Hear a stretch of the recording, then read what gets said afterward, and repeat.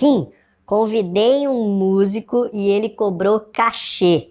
Tá certo? E aí, pessoal, hoje nós vamos responder várias perguntas que vocês mesmos me fazem no Instagram e também aqui no YouTube. Foram os lugares de onde eu peguei essas perguntas. Para quem não me conhece, de repente você caiu de paraquedas aqui no meu vídeo, eu sou o Kim Dantas, eu falo de louvor, adoração e também falo de música, né? Violão, guitarra, inclusive esse canal aqui tá recheado de aulas de violão e de guitarra, beleza? Então hoje eu separei algumas perguntas, tem perguntas referente a instrumento, tem pergunta referente a louvor e adoração, tem pergunta um pouco mais polêmica e a gente vai falar sobre isso aqui no vídeo. Bom, eu já te adianto que tem muita coisa bacana aqui que eu vou falar e geralmente eu respondo as perguntas lá no Stories do Instagram, mas lá tem que responder na correria que eu posso dar uma respirada um pouco maior, conversar um pouco mais com vocês. Ah, e fica até o final do vídeo, por quê? Porque eu separei um conjunto de perguntas para que no final do vídeo ainda esteja interessante. Afinal de contas, essa plataforma aqui valoriza que você veja o vídeo inteiro, valoriza que você curta o vídeo. Inclusive, se você curtir alguma coisa que eu falar aqui, se o conteúdo for bacana para você, aproveita para curtir o vídeo. Não precisa nem curtir agora, né? De repente, enquanto eu estiver falando, você fala assim, agora, nossa, mereceu a curtida. Aí você vai lá e dá aquela curtidinha tranquila, que vai ajudar com que esse conteúdo aqui chegue em mais pessoas, nesse caso também, ajude mais pessoas a ter esses entendimentos das perguntas que vão acontecer aqui. Pelo menos os entendimentos que são minha interpretação e a minha opinião, beleza? Bom, e sem delongas, vamos para a primeira pergunta. Como falar para o ex-participante do Ministério de Louvor que para ele voltar precisa ter compromisso? Nesse caso aqui eu já entendo que esse cara já tá com o filme queimado ali, já vacilou com vocês e você já tem a percepção, quem me fez a pergunta, já tem a percepção de que esse cara é problema. E aí eu vou te dar alguns conselhos, cara. É importante que todo ministério ele tenha transparente ali os princípios que ele tem, que ele carrega, e todo integrante, seja esse um integrante que já esteve no ministério ou não, ele precisa ter essa clareza. A liderança do ministério, o ministério tem que dar essa clareza para ele. Ó, aqui no ministério funciona assim, funciona assado, nós prezamos por isso, nós valorizamos isso, nós caminhamos da seguinte forma, e muitas vezes é bacana a audição. Essas são algumas formas que você pode ajudar esse cara aqui a entender que ele precisa ter compromisso. Se ele já foi um integrante que gerou problema no passado, agora vale, antes dele entrar no ministério, sentar com ele, explicar a visão de vocês do ministério, como que vocês querem conduzir e o que vocês esperam dele. Uma dica importante: todo líder precisa cobrar aquilo que ele já ensinou, aquilo que ele já mostrou, né? Se você começa a cobrar coisas que vêm na tua cabeça e você não mostrou, não ensinou isso para ninguém, fica uma situação muito estressante, é ruim. Então, primeiro mostra para a pessoa, nossa expectativa é essa, nossa maneira de lidar, de fluir vai ser essa. Aquilo que você mostrou é aquilo que você vai cobrar. Cara, jogo limpo, mano. Quando você age dessa forma, você limita ali as possibilidades de problema. Vai mudar, não vai ter problema nenhum? Mentira, quem disse é isso. Vai ter problema sim. Só que você está sendo transparente, você está tratando de maneira razoável, equilibrada, e você pode sim depois chamar a pessoa para conversar e falar, ó, lembra daquele ponto, desse ponto aqui, precisa melhorar essa questão aqui, o seu horário, sei o que, entendeu? Então primeiro você explica da transparência. Então voltando à sua pergunta, esse compromisso que você falou, ele precisa ter compromisso, o que significa esse compromisso? Né? No ministério que eu cuido, de repente significa uma coisa, para o ministério que você está, de repente significa outra. Tem que dar clareza para ele. Que compromisso é esse? O que significa ter compromisso para o ministério de vocês? Dê essa clareza antes da pessoa entrar no ministério. Isso é muito importante e isso é saudável. Segunda pergunta, tem como usar fones com os músicos, sendo que só o teclado está em linha? Tem. Mas vai chegar só teclado, né? Se a guitarra, o baixo, tá tudo em amplificador e não está indo para a mesa nada, né? De repente a guitarra não está microfonada ou não está chegando som para a mesa, Então vocês têm um problema anterior ao fone. Primeiro precisa resolver esse gap aí, esse problema de que não está chegando guitarra, não está chegando baixo, não está chegando bateria, não está chegando nada na mesa, somente o teclado. Eu não indicaria começar a usar fone agora. Toma muito cuidado para não tentar aderir o que agora todo mundo faz. Ah, porque agora geral tá tocando com fone de ouvido e retorno no ouvido e tal, e é muito bom. Toma cuidado para não tentar aderir a algo que de repente não é o momento. O momento de repente é de vocês solidificarem toda essa infra aí de vocês, infraestrutura de som mesmo, de ter uma boa qualidade de captação para a mesa, para jogar no PA bonitinho. Depois começa a pensar em retorno para ouvido. Eu prefiro que o som fique bom para a igreja, para depois trabalhar na qualidade que vem para os músicos. Isso é minha visão, tá? Na minha igreja, primeiro a gente investiu num PA bacana, pô, o som tá da hora pra igreja, beleza. Aí a gente foi atrás, né, de um power click, uma forma da gente ter o retorno no ouvido. Mas primeiro a gente viu como que tava a qualidade pra igreja, como melhorar o som pra igreja. Sofremos muito com retorno de chão? Sofremos, cara, porque o nosso retorno lá ele não era muito legal, não. Então, sofremos sim. Quando botamos retorno no ouvido foi uma maravilha, eu amo o retorno no ouvido, mas foram anos até a gente chegar naquele ponto. Primeiro a gente foi desenvolvendo, deixando o som legal para a igreja. Esse é o meu ponto de vista, tá? Então não acho legal começar a usar retorno de ouvido se você hoje só ouviria o teclado e as vozes. Terceira pergunta, faço base com violão, sinto que tenho que fazer algo a mais. Por exemplo, 2 violões, um tá fazendo a base já. O que eu poderia fazer de diferente? Cara, muito legal sua pergunta. Eu gosto muito quando o músico tem essa proatividade de querer melhorar o arranjo, de querer enriquecer ali o que ele faz, entender o papel dele e se perguntar, poxa, como eu melhoro isso? Eu acho que todo músico, independente se toca na igreja ou fora, ele tem que ter essa percepção, ele tem que ter essa visão, sim. Como que eu melhoro o meu papel? Como que eu encaixo? Isso é um músico, quando ele começa a ficar mais experiente, ele começa a ter esse pensamento, né? Como que eu encaixo melhor aquilo que eu estou fazendo na mix? Como que eu sirvo melhor a banda, né? O músico vai amadurecendo e ele começa a pensar assim, cara. E eu vou te dar 2 dicas, tá? Primeira dica, você e o cara que toca um violão, né? Se tem 2 pessoas tocando violão, é legal que vocês combinem regiões diferentes, ou que você, de repente, você nem precisa falar com o cara, você perceba ali aonde ele está trabalhando os acordes, se de repente ele sempre faz a base no violão, dá uma olhada, vê como ele está trabalhando os acordes. Viu isso, entendeu isso, faça diferente. Né? De repente o cara tá lá usando capo na 4ª casa, tocando, sei lá, uma música no tom de si, aí você vai botar o capo na 4ª casa também, para tocar também igual ele.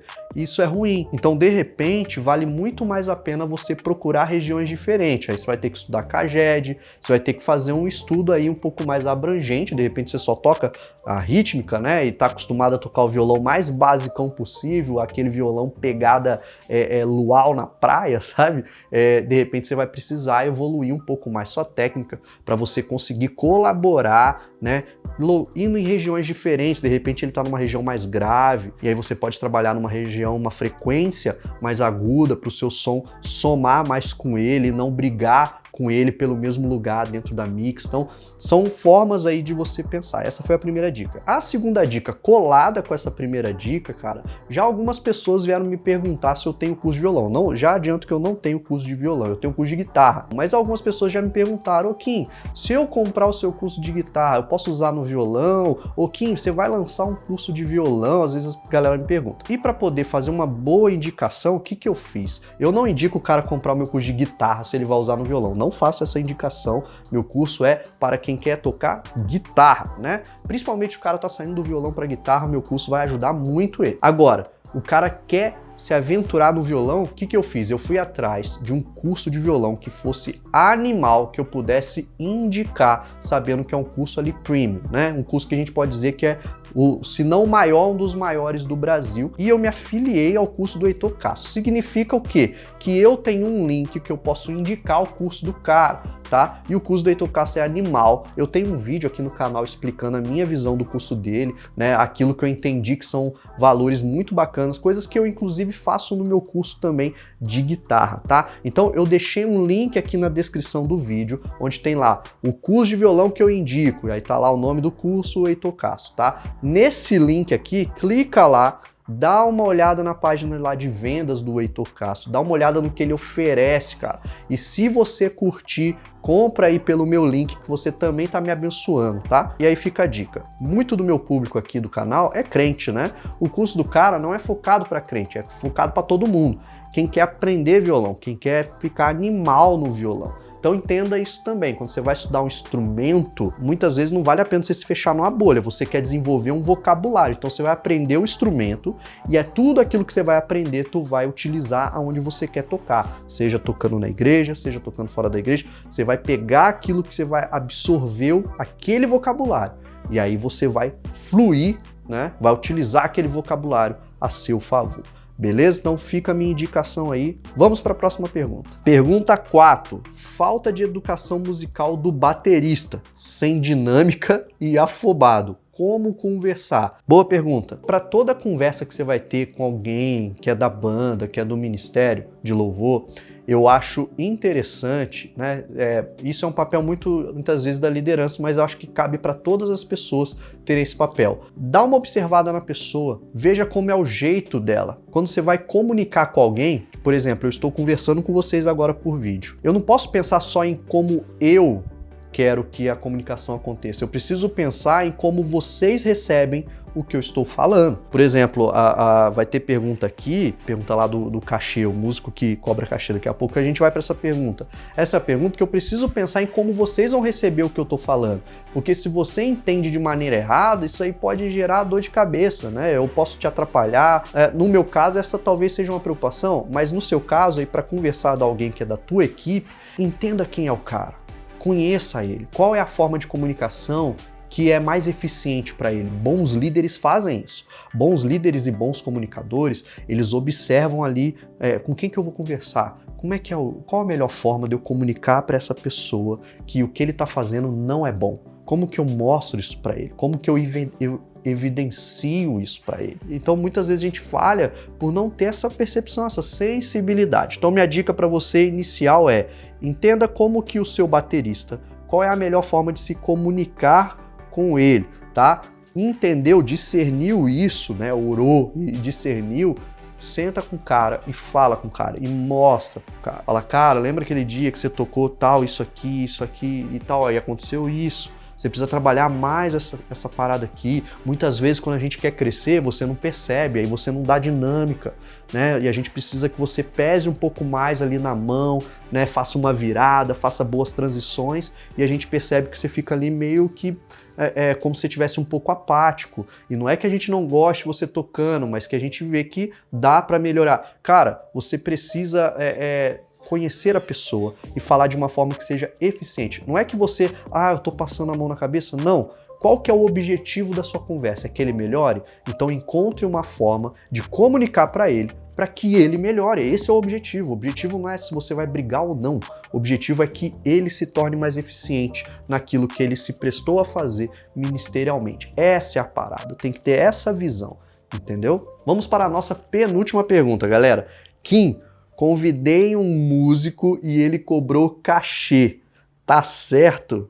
Cara, que pergunta interessante. Eu acho legal a gente falar. Aqui no nosso país, essa é a minha percepção, não sei a de vocês. Se a sua é igual também, coloca aí nos comentários, fala um pouco da sua percepção aqui nos comentários, que vai ser bacana e eu vou ler, beleza? Aqui no nosso país, a gente tem dificuldade de falar sobre grana.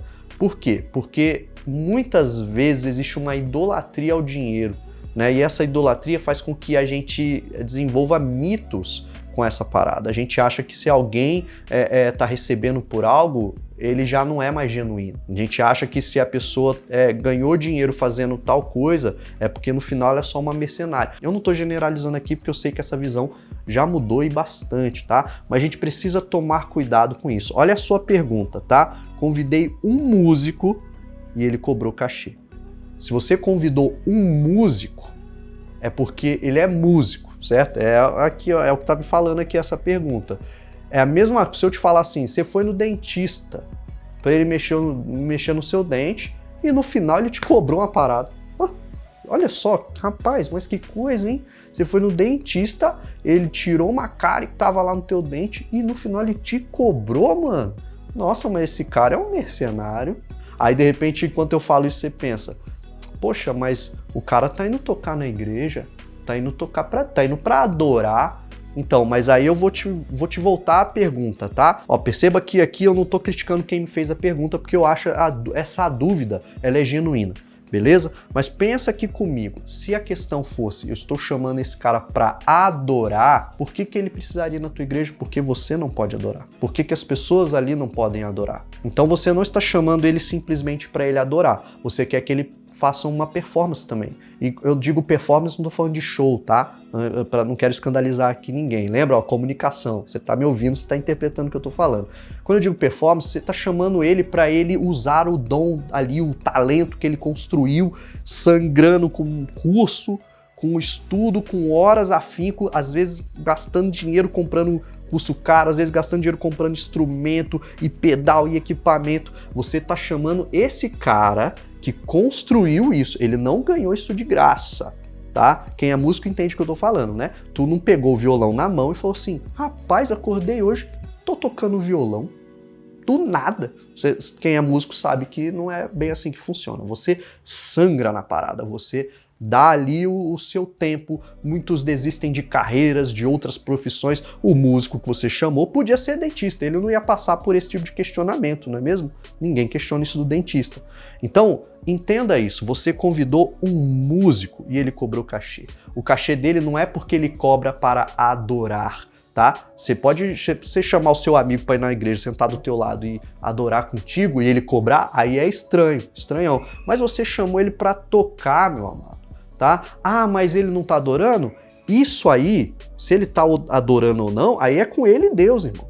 Se ele trocou e ele tá, não, eu tô aqui só pelo dinheiro. Aí, irmão, ele se resolva com o Senhor, com o Espírito Santo. Mas você precisa entender que pode acontecer também o cenário de que ele, como músico, desempenhando o papel dele de músico, possa ir na sua igreja, cobrar o cachê, tocar, porque ele tá cobrando porque ele desenvolveu, né? Ele tá cobrando pelo trabalho dele, certo? De tocar. E enquanto ele faz isso, ele pode adorar. Tem várias pessoas que trabalham e que enquanto trabalham têm esse zelo pelo Senhor de adoração.